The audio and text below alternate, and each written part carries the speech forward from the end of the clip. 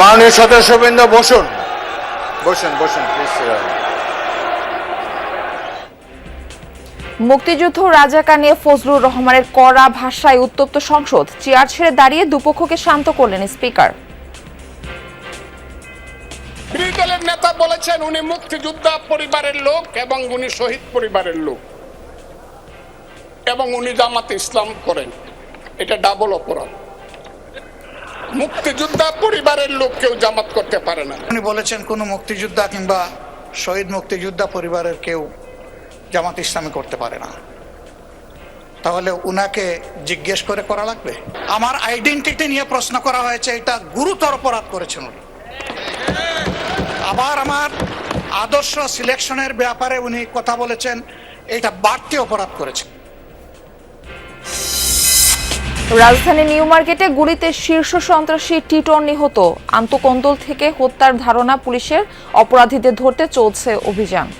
সন্ত্রাসী যারা আসছে এখানে শুটিং ইনসিডেন্ট ঘটাইছে তারা কোন পাশ দিয়ে গেলো, কোন দিক দিয়ে গেলো, আমরা এগুলো সবই ইনভেস্টিগেশনের পার্ট। যারা ক্রিমিনাল আছে তাদেরকে আমরা আইডেন্টিফাই করে আইনের আওতায় নিয়ে আসার আমরা চেষ্টা করছি। রাজধানীতে র্যাব পরিচয়ে ব্যবসায়ের অর্থ লুট, হাত চোখ বেঁধে ফেলে দেয় পূর্বাচলে। চক্রের মূল হোতা সাবেক পুলিশ সদস্য শাহিন গ্রেফতার হয়েছিল আগেও।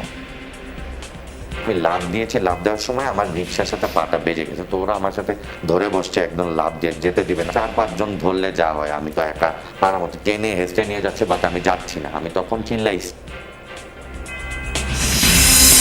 দখলদারিত্ব আর বর্জ্য জমে নালায় পরিণত হয়েছে রামচন্দ্রপুর খাল। দুর্গন্ধে খোলা যায় না বাড়ির জানালা, ভারী বৃষ্টিতে উপচে পড়ে পানি। কয়েকদিন পর পর দেখি যে ড্রেসিং করে, কিন্তু ড্রেসিংটা এভাবে হবে না, এটা মুখটা খুলতে হবে। ময়লা জমতে জমতে জমতে পাহাড় হয়ে যায়, মশা ভন ভন করে যাতায়াতে কি অবস্থা। সরকারের উদ্যোগে এটা জরুরি ভিত্তিতে কাজ করা দরকার আমার মনে হয়, কারণ এখানে অনেক মানুষ যাতায়াত করে। এবার বাঁধ ভাঙার আগেই সুনামগঞ্জের হাওড় অঞ্চলে জলাবদ্ধতা, জীবনের ঝুঁকি নিয়ে বুক পানিতে ধান কাটছে কৃষক, বাড়তি মজুরিতেও মিলছে না শ্রমিক। এত মায়ার ধান এত কষ্ট করে লাগানোর পর, কারণ এই ধান যদি কেটে নিয়ে আসে মনে খুব কষ্ট। ধান লইয়া যে পানির মাঝে লইতাছি, কাটতে পানির তলে কামলাই 1000 টাকা রুজ দিয়া, 1400 টাকা রুজ দিয়া বেগালতা করি পাই না। আমার 10 কের জমিনের মধ্যে 2 কের জমিন কাটতাম পারছি, আর বাদ বাই গেছে কি। আমার মতো হাজারো কৃষক আছে, তারা হাজার হাজার কের জমিন গেছে। ঘন ঘন লোডশেডিং ও জ্বালানি সংকটে সিরাজগঞ্জে তাঁত শিল্পের স্থবিরতা, কমেছে উৎপাদন ও শ্রমিকদের আয়, দ্রুত কার্যকর পদক্ষেপের দাবি। পশ্চিমবঙ্গে ফের মমতা শুভেন্দু দ্বৈরথ, বিধানসভা নির্বাচনে চলছে শেষ ধাপের ভোট গ্রহণ। 142 আসনে লড়ছেন 1448 প্রার্থী।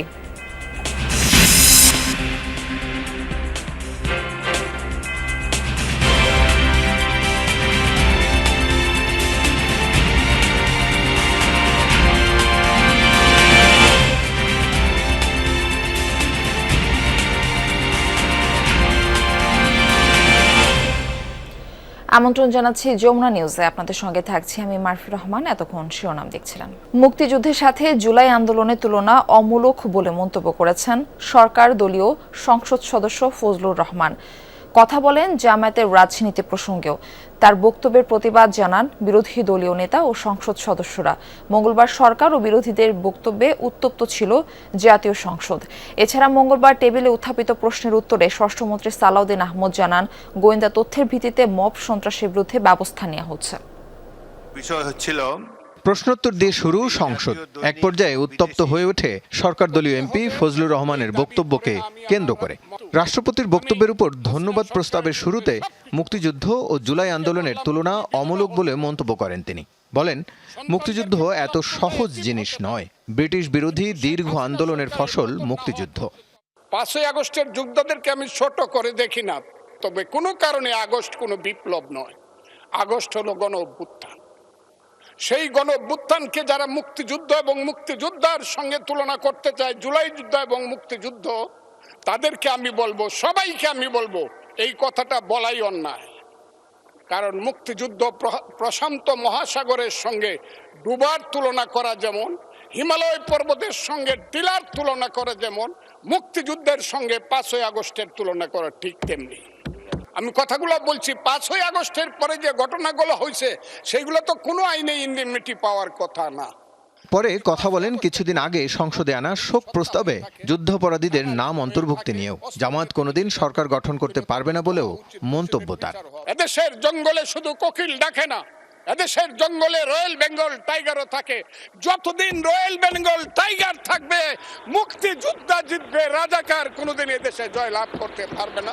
আমি চ্যালেঞ্জ করে বলে গেলাম।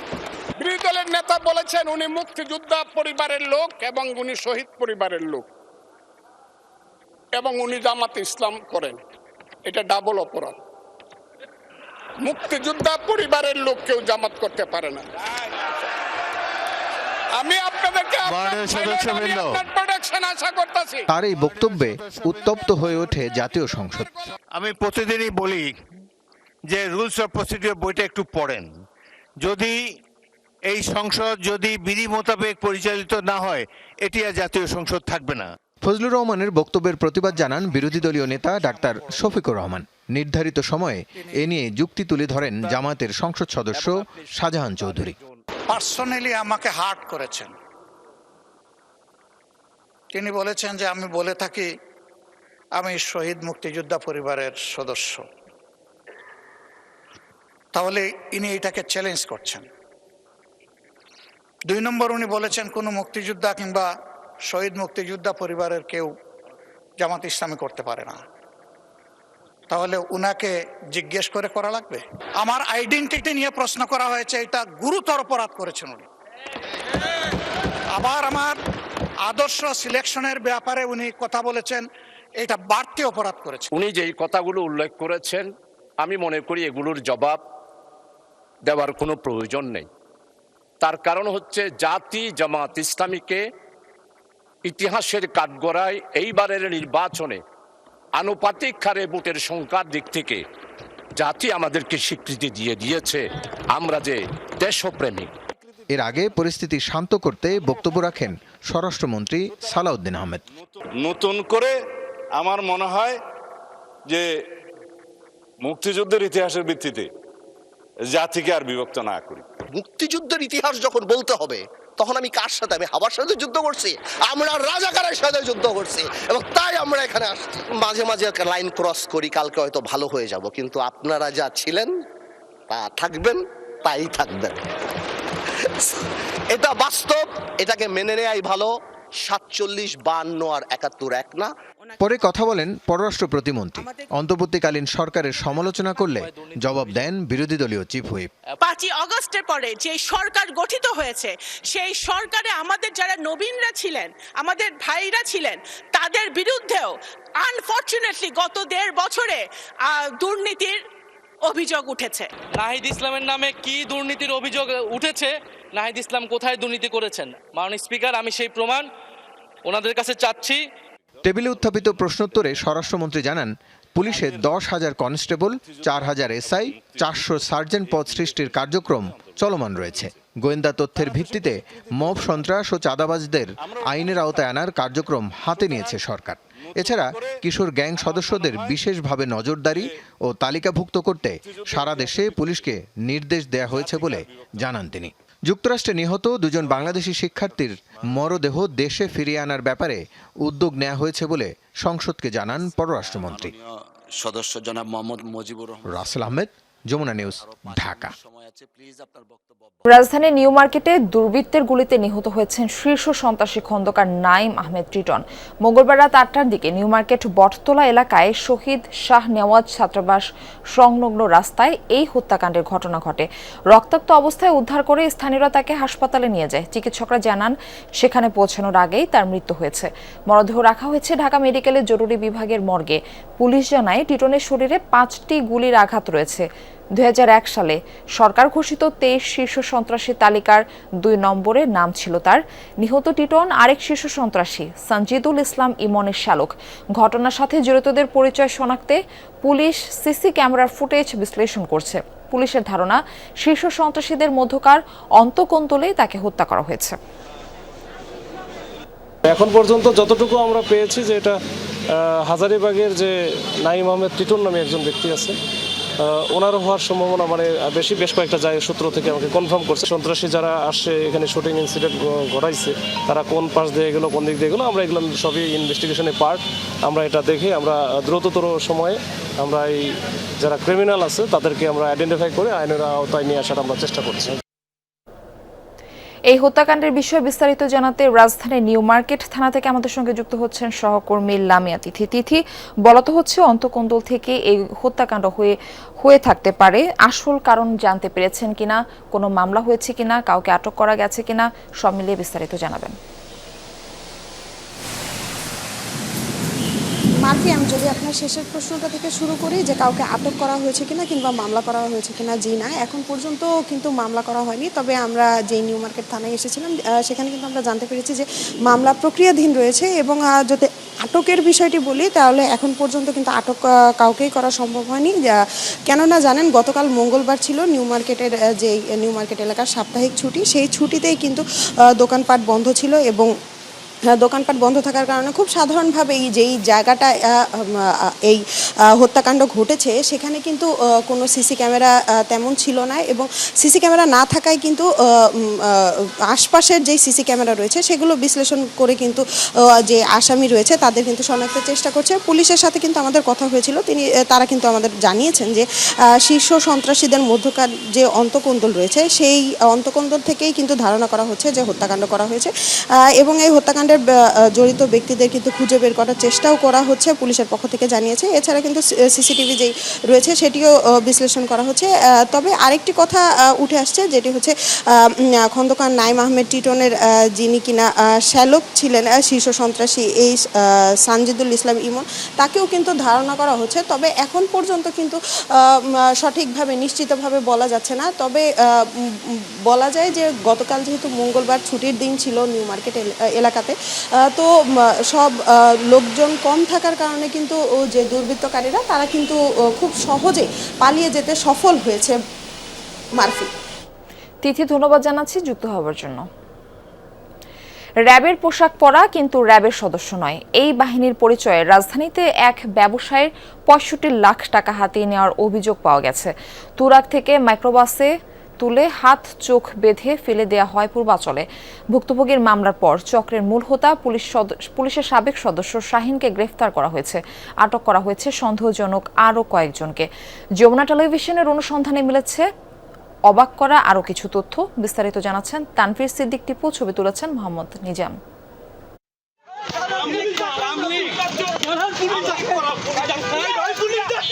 রাজধানীর তুরাগের ১৫ নং সেক্টরের ২ নং ব্রিজ এলাকা। দুপুরের দিকে চকবাজারের কসমেটিক্স ব্যবসায়ী সালমান মাহবুব জয় উত্তরায় গিয়েছিলেন মানি এক্সচেঞ্জ করতে। পথেই র্যাবের পোশাকধারী কয়েকজন এসে তাকে জোর করে গাড়িতে তোলে। ওরা র্যাবের পোশাক পরা ছিল। যমুনা টেলিভিশনকে সালমান মাহবুব জানিয়েছেন মতিঝিল সহ বেশ কয়েকটি মানি এক্সচেঞ্জ প্রতিষ্ঠানে গিয়ে ভালো দাম না পেয়ে মেট্রো রেলে করে উত্তরা যান। উত্তর স্টেশনে নামলে আগেই যোগাযোগ করা জামান মানি এক্সচেঞ্জ নামের এক প্রতিষ্ঠান থেকে তাকে ফোন করে কোথায় আছেন জানতে চাওয়া হয়। কথা শেষ করে ভুক্তভোগী সালমান অন্য এক যাত্রীর সাথে অটোরিকশায় ওঠেন আজমপুর যাওয়ার জন্য। মেট্রো থেকে নামতেছি তখনই আমাকে জামান ফোন দিয়েছে, জামান মানি এক্সচেঞ্জে, ভাই কত দূর আছেন? আমরা ভাই আমি এই যে মেট্রো থেকে নেমে গেছি, জাস্ট রিক্সা আসতেছি, একটু কি বলছি। হাঁটতে হাঁটতে একটা রিক্সা আসছে, তখন একটা ছেলেও ছিল, ও আজমপুর যেতে চাচ্ছে। তা ও তো আজমপুর যাচ্ছে, ওকে নিয়ে নিই, একসাথে তো একই জায়গায় তো যাচ্ছি। ওকেও আমি আমার সাথে রিক্সায় নিয়েছি। সালমান জানান ভয় পেয়ে তিনি দৌড়ে পালানোর জন্য চেষ্টা করলে জোর করে তাকে একটি মাইক্রোবাসে তোলা হয়। সালমানের দাবি এ সময় তার কাছে দেশি বিদেশি বিপুল সংখ্যক মুদ্রা ছিল। ৩২ লাখ সামথিং টাকার মতো ক্যাশ আর ৮,৭৯,০০০ থাই বাদ ছিল। আমি লাভ দিয়েছি, লাভ দেওয়ার সময় আমার রিক্সার সাথে পাটা বেজে গেছে, তো ওরা আমার সাথে ধরে বসছে, একদম লাভ দিয়ে যেতে দিবে না। তখনই আমি একজনকে দিয়েছি ঘুরে যে কনি দিয়ে ঘুষা, আরেকজন দিয়ে বাম হাত দিয়ে ঘুষা লেগে ওরা আমাকে আবার মারছে। মেরে তো ৪-৫ জন ধরলে যা হয়, আমি তো একা পারার মতো টেনে হেসটে নিয়ে যাচ্ছে, বাট আমি যাচ্ছি না, আমি তখন চিল্লাইছি। ভুক্তভোগী আরও জানান গাড়িতে তার উপর নির্যাতনও করা হয়। তার ধারণা র্যাব পরিচয় দেয়া চক্রটি আগেই তার গতিবিধি সম্পর্কে জানত। ঠোকানোর সাথে সাথে করলো কি আমার মাথাটাকে নিচে করে আমাকে হ্যান্ডকাফ পিছিয়ে পরায় দিল, সাথে সাথে স্কচ টেপ দিয়ে আমার চোখটাকে বাঁধলো, তারপর আবার কালো রঙের একটা কাপড় দিয়ে আমার চোখটা বাঁধতেছে একদিক দিয়ে, আর ওই যে আমাকে মারতেছে, গাড়ির মধ্যে চিল্লাচিল্লি করতেছি যে আমার মাইরা ফালান, শেষ হয়ে যাবো, আমার সর্বস্ব আমি দিব না। আমার তখন মনে হচ্ছে ওরা ফলো করেছে আমাকে। উত্তরার এই ঘটনা দেখেছেন স্থানীয় অনেকে, তবে র্যাবের পোশাক থাকায় কেউ এগিয়ে যায়নি। তোর দিছিল পোলারে ধরে আনছে আইনা মাইরা টাইরা ওই গাড়ির ভিতরে ঢুকায় গাড়ি টান দিয়ে লয়ে গেছে। আমরা তো দেখছি যে ধরে নিয়ে গেছে, কিন্তু আমরা তো সঠিক খবর জানি না যে সব আসলে কি হয়েছে। রাজধানীর তুরাগ থানার অধীনে এই রাস্তাটি অন্যতম ব্যস্ত একটি রাস্তা। দিনে বা রাতে সবসময় এখানে যানবাহন এবং মানুষের চলাচল বা উপস্থিতি লক্ষ্য করা যায়, কিন্তু এরপরও এই জায়গা থেকে একজন ব্যবসায়ীকে র্যাব পরিচয়ে তুলে নিয়ে যাওয়ার ঘটনা ঘটেছে। এর আগেও এই এলাকায় এরকম বেশ কয়েকটি ঘটনা ঘটেছে যেখানে আইন শৃঙ্খলা বাহিনীর সদস্য পরিচয়ে কাউকে তুলে নিয়ে যাওয়া হয়েছে।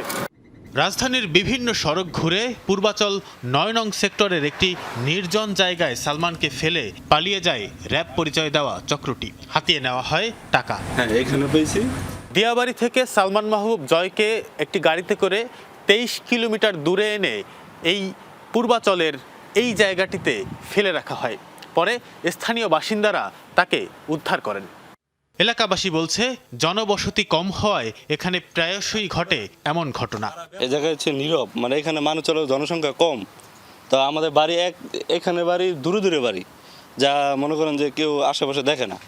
ঘটনার দিন 25 এপ্রিল মধ্যরাতে তুরাগ থানায় ডাকাতির মামলা করেন ভুক্তভোগী। পরে মামলাটি ডিবিতে স্থানান্তর করার পর চক্রের কয়েকজনকে শনাক্ত করে তারা। অনুসন্ধানে জানা গেছে এই চক্রের মূল হোতা গোলাম মোস্তফা ওরফে শাহিন পুলিশের চাকরিচ্যুত কনস্টেবল। গত বছর জুনে উত্তরায় নগদ পরিবেশকের 1,08,11,000 টাকা লুটের ঘটনায় গ্রেফতার হন। কিছুদিন আগে জামিনে বেরিয়ে আসেন।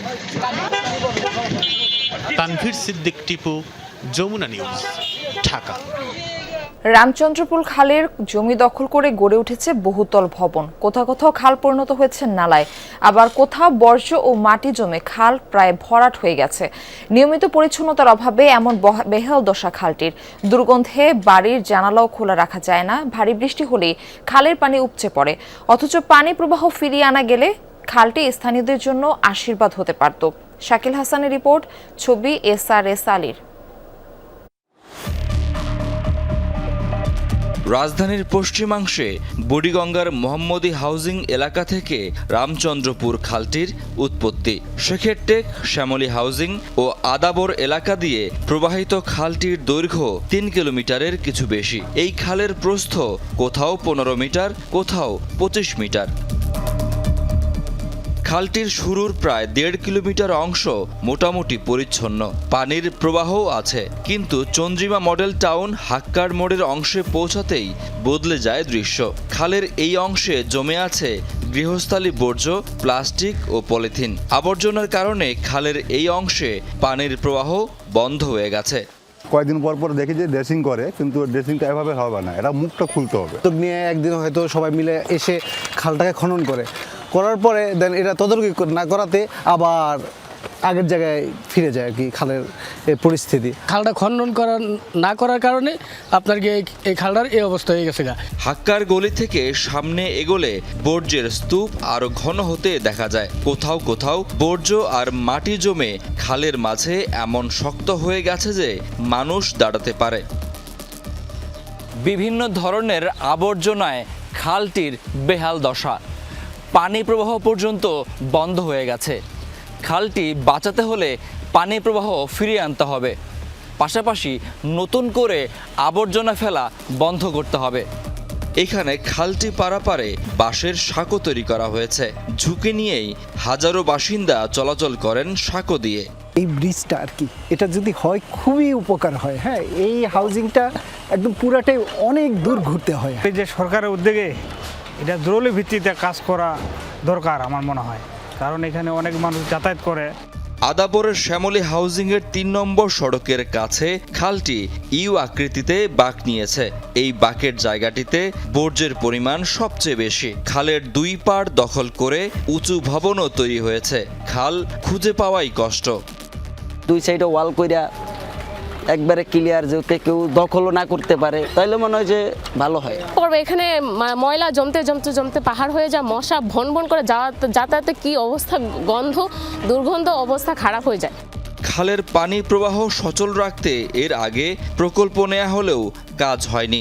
এবার খালটি খনন করে পানি প্রবাহ ফিরিয়ে আনার উদ্যোগের কথা জানিয়েছেন উত্তর সিটির প্রশাসক। এই যে খালের পানিগুলো যে মাথা দিয়ে বের হয়ে আর এক জায়গায় খালটা চলে যাবে বড় জায়গায়, সেই জায়গাটা একদম সীমিত, খুব কম, একদম চেপে গেছে, কোনো জায়গায় একদম মাটি হয়ে গেছে।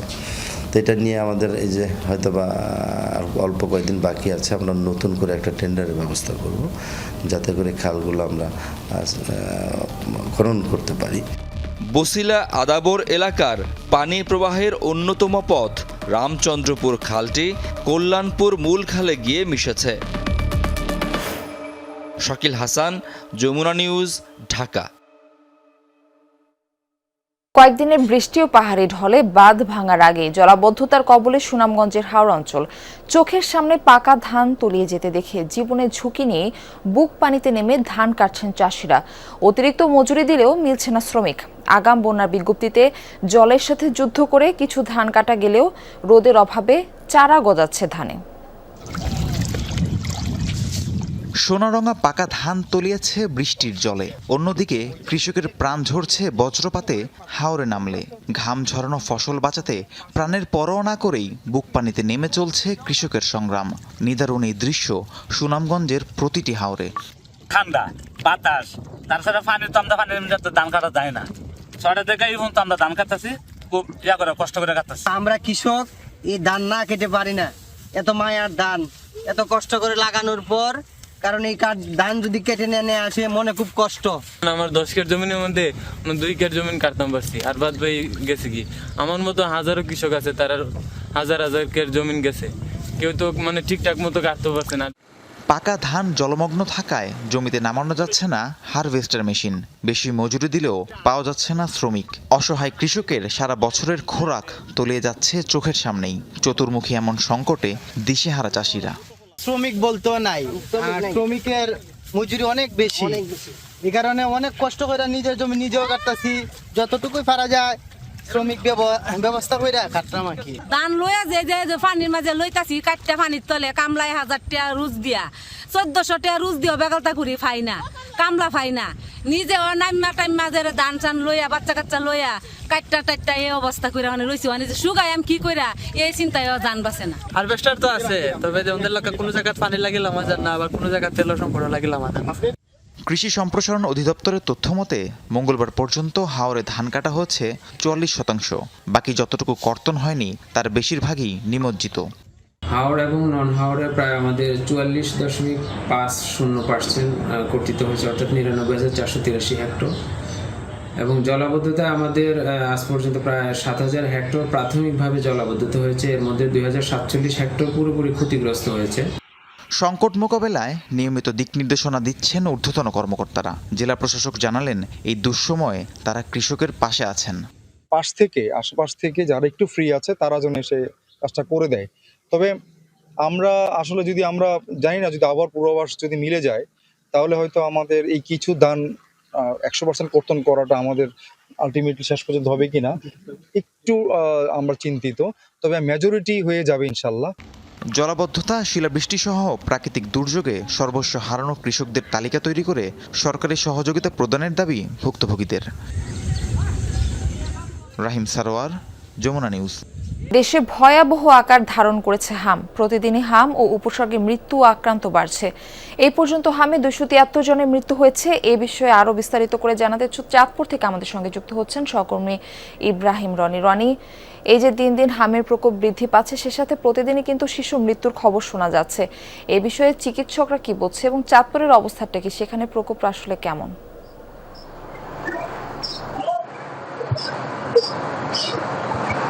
মারফি, চাঁদপুরে কিন্তু হামের প্রাদুর্ভাব এখনো বেশি চলছে।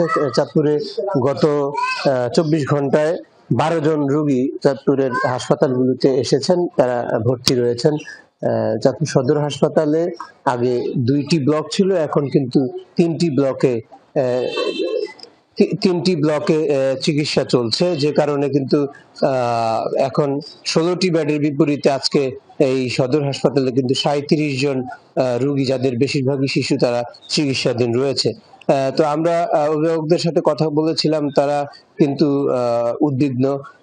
অনেকে টিকা দিয়েছেন, আবার বেশিরভাগই যারা হাসপাতালে ভর্তি হচ্ছেন তারা বেশিরভাগই এখনো টিকা দিতে পারেননি, যে কারণে তাদের মধ্যে আতঙ্ক রয়েছে হামের।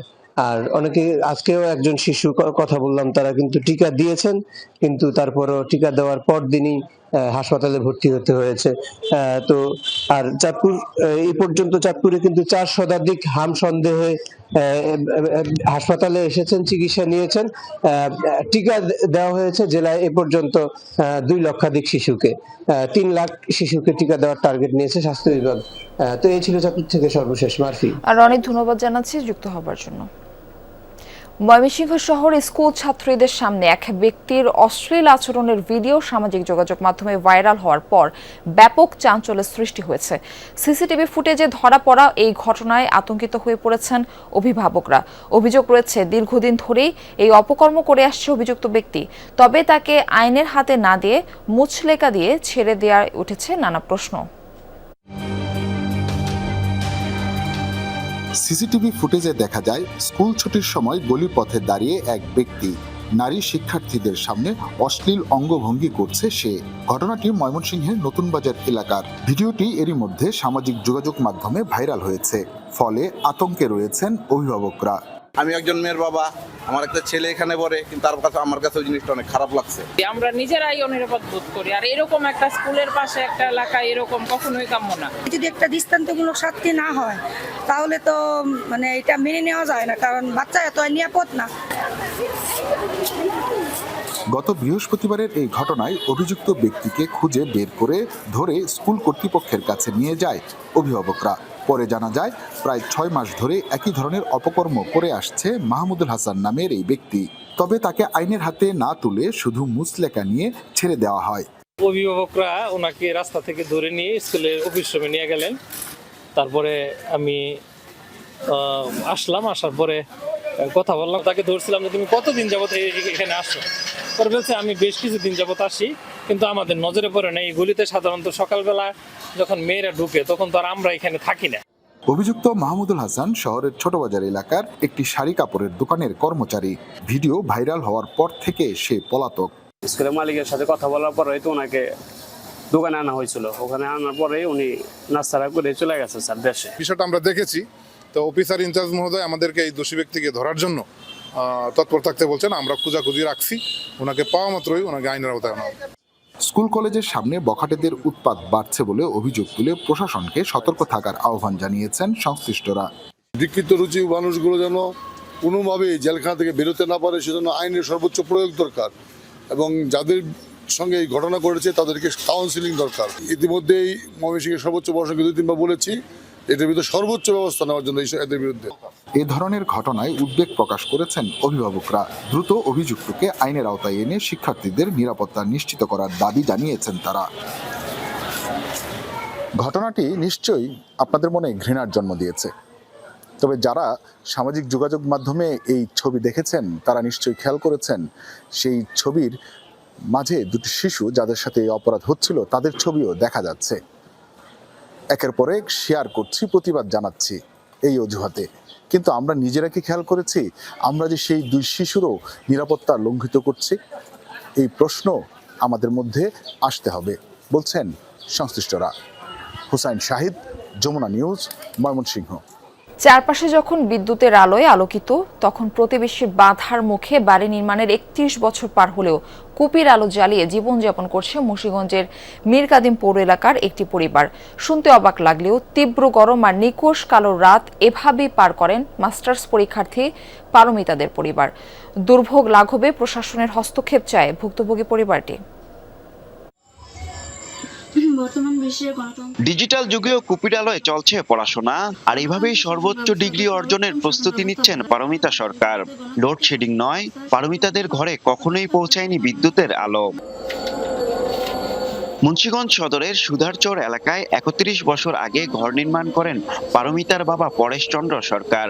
বাড়ির পাশের একটি জমি নিয়ে দ্বন্দ্ব প্রতিবেশী বিনয় ও রামকৃষ্ণের সাথে। এরই জেরে বাড়িতে বিদ্যুৎ সংযোগ নিতে বারবার বাধার মুখে পড়তে হয়েছে তাদের। ফলে এলইডি লাইটের এই যুগেও কুপির আলোতে রাত কাটে পরেশচন্দ্রের। এভাবে মেয়েকে মাধ্যমিক, উচ্চ মাধ্যমিক ও স্নাতক পাশ করিয়েছেন।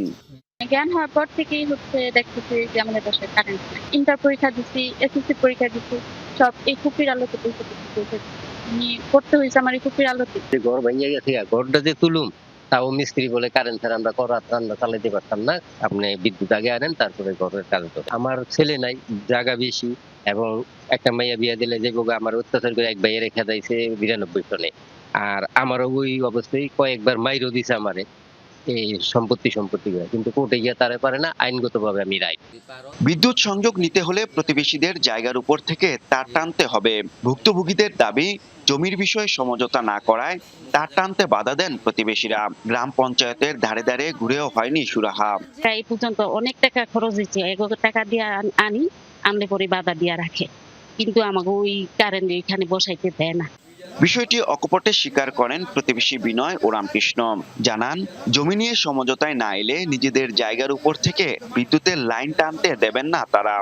সমাজ থেকে আমরা না করছি যে লাইন দিবেন না, কারণ হ্যাঁ সমাজের মানে না, সমাজের এক করে রাখছে সোজা কথা। আমার জায়গা তো ব্যক্তিগত, এটা ব্যক্তিগত উপর আমি সরকার লাইনটা দিব, এটা তো একদিনের লেগে না, চিরদিনের লেগে দিতে হইব। আমার দিতে হইলে সমঝোতা করতে হইব ভাই, সমঝোতা না করলে তো আমি দিব না। আমার জায়গাটা আইতাছে, আবার আমার জায়গাটা আমি তো ইচ্ছা করলে আমি রাস্তা বন্ধ করে দিতে পারি, কারণ একটা মানুষের তো কুকুরও যেতে দেয়। আমার মামলাটা শেষ না হওয়া পর্যন্ত আমি কিছু করতে পারবো না। এ বিষয়ে ব্যবস্থা নেওয়ার আশ্বাস দিয়েছেন উপজেলা নির্বাহী কর্মকর্তা।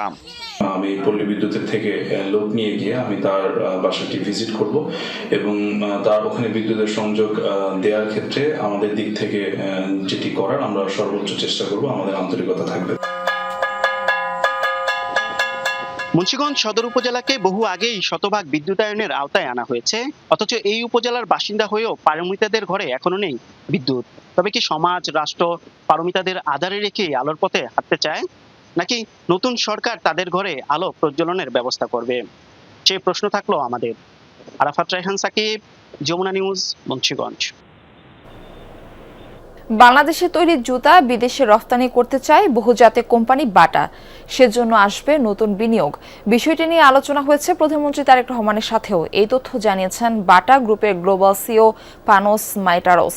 সম্প্রতি ঢাকা সফরে এসে তিনি কথা বলেন যমুনা টেলিভিশনের সাথে। জানান, শ্রমিকের দক্ষতা ও ক্রেতার ভালোবাসাকে পুঁজি করে বাংলাদেশে ৬৪ বছর পার করেছে বাটা। নীতি ও কর সহায়তা পেলে বিনিয়োগের পরিধি আরও বাড়ানো সম্ভব। দেশের মানুষের পায়ে যে জুতো, তার ভেতরেই লুকিয়ে হাজার কোটি টাকার গল্প। একসময় অগণিত মুচি আর ছোট উদ্যোক্তাদের ঘিরে যে গল্পের শুরু, এখন তাতে ফ্যাশন আর ট্রেন্ডের গল্প। বছরে বেচা কেনা হচ্ছে 20 থেকে 25 কোটি জোড়া। গ্রাম থেকে শহর, শিক্ষক শিক্ষার্থী, ধনী মধ্যবিত্ত গরিব সবাই হাঁটছে পাদুকা শিল্পকে ঘিরে। চামড়ার পাশাপাশি নন লেদার আর স্পোর্টস শুতে আগ্রহ বাড়ছে হু হু করে। 1894 সালে চেক প্রজাতন্ত্রের উদ্যোক্তা টমাস বাটাকে ঘিরে যে প্রতিষ্ঠানের যাত্রা শুরু, বাংলাদেশে তাদের আগমন তারও 68 বছর পর। তৎকালীন পূর্ব পাকিস্তানে জুতার ইন্ডাস্ট্রিয়াল মডেলে আগ্রহ দেখতে পায় কোম্পানিটি। মিলে কম খরচে উৎপাদনের সুযোগ, সেই লক্ষ্যে প্রথম কারখানা তৈরি হয় ঢাকার অদূরে টঙ্গীতে। সম্প্রতি ঢাকা সফরে এসে স্মৃতিচারণ করেন বাটার গ্লোবাল সিইও পানোস মাইতারোস। 7 প্রজন্ম ধরে চামড়া ও পাদুকা শিল্পের সাথে জড়িয়ে থাকা পরিবারের সদস্য এই ডাচ নাগরিক গ্রুপের দায়িত্ব নেন গেল বছর। জানালেন বাংলাদেশ নিয়ে নিজের পর্যবেক্ষণের কথা। বাংলাদেশের চামড়া খাত আরও অনেক ভালো করার যোগ্য। শুধু ফুটওয়ারকে ঘিরেই বড় পরিকল্পনা করা যায়, কিন্তু তার আগে এই খাতকে পরিবেশ বান্ধব ও আধুনিক হতে হবে। পুরনো প্রযুক্তি নিয়ে বসে না থেকে নতুন প্রজন্মের ক্রেতারা কি চায় তা নিয়ে ভাবতে হবে। ফুটওয়্যার শিল্পের আদল বদলেছে। একই ডিজাইনের বিপুল জুতা বানানোর বদলে উৎপাদন হচ্ছে ট্রেন্ড অনুযায়ী ছোট ছোট ব্যাচে। বেড়েছে যন্ত্রের ব্যবহার, তাই বলে শ্রমঘন শিল্প হিসেবে বাংলাদেশে কাজের পরিধি কমাতে রাজি নয় বাটা। জানা গেল নতুন পরিকল্পনা।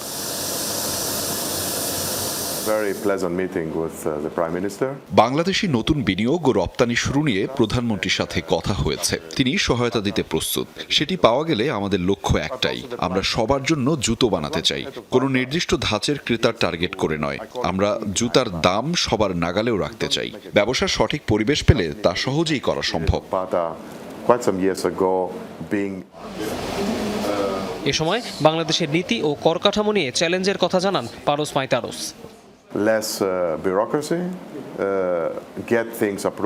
বিদেশি বিনিয়োগকারী হিসেবে প্রত্যাশা খুব বেশি নয়। আমরা আমলাতান্ত্রিক জটিলতা চাই না এবং যে কোনো অনুমোদন খুব সহজে পেতে চাই।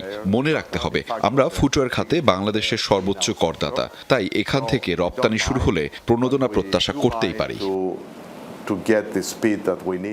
বাংলাদেশে এই মুহূর্তে 240টির বেশি রিটেল স্টোর ও 2টি কারখানায় ব্যবসা পরিচালনা করছে বাটা। তৌহিদ হোসেন, যমুনা নিউজ, ঢাকা। কুড়িগ্রামের নাগেশ্বরীতে ট্রাক ও মাইক্রোবাসের সংঘর্ষে 3 জন নিহত হয়েছেন, আহত হয়েছেন 13 জন। মঙ্গলবার রাত 11টার দিকে উপজেলার ব্যাপারীহাটে বাঁশের তল এলাকায় এই দুর্ঘটনা ঘটে। প্রত্যক্ষদর্শীরা জানান, কুড়িগ্রাম থেকে ভুরুঙ্গামারি যাচ্ছিল মাইক্রোবাসটি।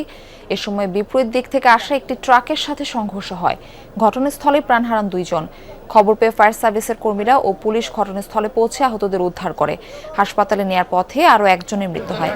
রংপুরে একটি বেসরকারি ক্লিনিক থেকে চিকিৎসা শেষে বাড়ি ফিরছিলেন। দুর্ঘটনায় মাইক্রোবাসটি দুমড়ে মুচড়ে যায়। পুলিশের ধারণা, অতিরিক্ত গতি ও অসতর্কতার কারণেই দুর্ঘটনা। এটা মুখোমুখি সংঘর্ষ হয় আর কি, বাজারের ঠিক মাছ বরাবর হয়। মিলন কি সুমন হবে 2 জন এবং হচ্ছে বাচ্চা 1 জন। আমরা মোটামুটি 3 জনকে মানে ডেড পাইছি। অবস্থা একবারে কাপড়াকাপড়ি করতেছে। আমার আসিয়ে গাড়ি লাগাই দিয়ে কোচিক যে অবস্থায় থাকুক না কেন গাড়িতে তুলে দিয়ে হাসপাতালে নেই। 5 বছর পর ফের মমতা শুভেন্দু দ্বৈরথ দেখছে পশ্চিমবঙ্গ। বিধানসভা নির্বাচনে দ্বিতীয় ধাপের ভোট গ্রহণ চলছে রাজ্যটিতে। স্থানীয় সময় সকাল 7টায় শুরু হওয়া ভোটাভুটি চলবে সন্ধ্যা 6টা পর্যন্ত। এই ধাপে 142টি আসনে লড়ছেন 1448 জন প্রার্থী। রায় জানাবে 3,21,00,000-এর বেশি ভোটার। কলকাতা, হাওড়া, উত্তর ও দক্ষিণ 24 পরগনা, হুগলি, নদিয়া ও মুর্শিদাবাদে চলছে নির্বাচনী যজ্ঞ। 2021 সালের ভোটে এই 142টি আসনের মধ্যে 123টি আসনে জয়ী হয়েছিল তৃণমূল, 18টি আসন পেয়েছিল বিজেপি। গতবার নন্দীগ্রামে মুখোমুখি হয়েছিল মমতা ব্যানার্জি ও শুভেন্দু অধিকারী।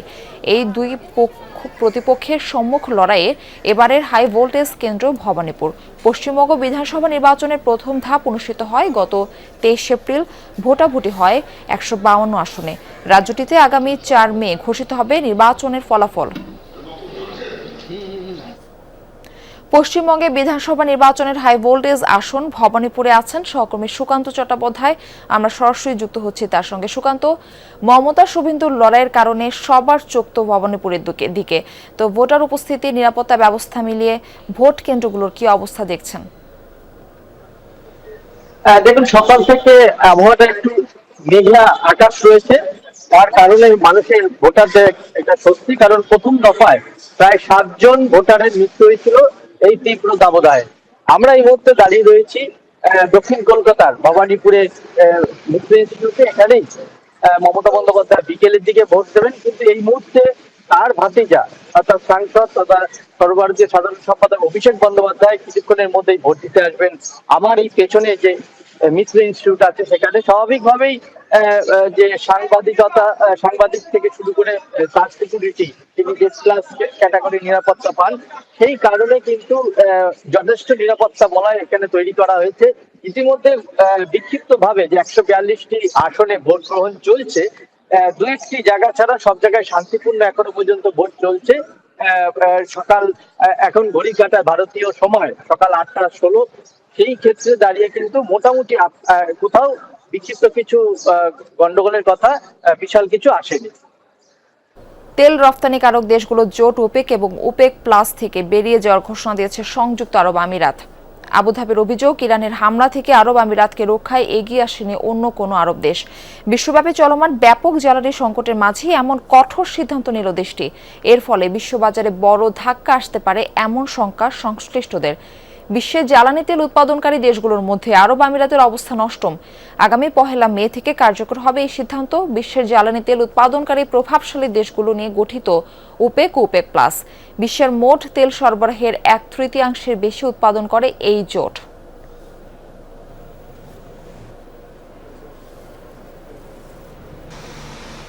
এই ছিল যমুনা নিউজে এতক্ষণ সাথে থাকার জন্য সবাইকে ধন্যবাদ।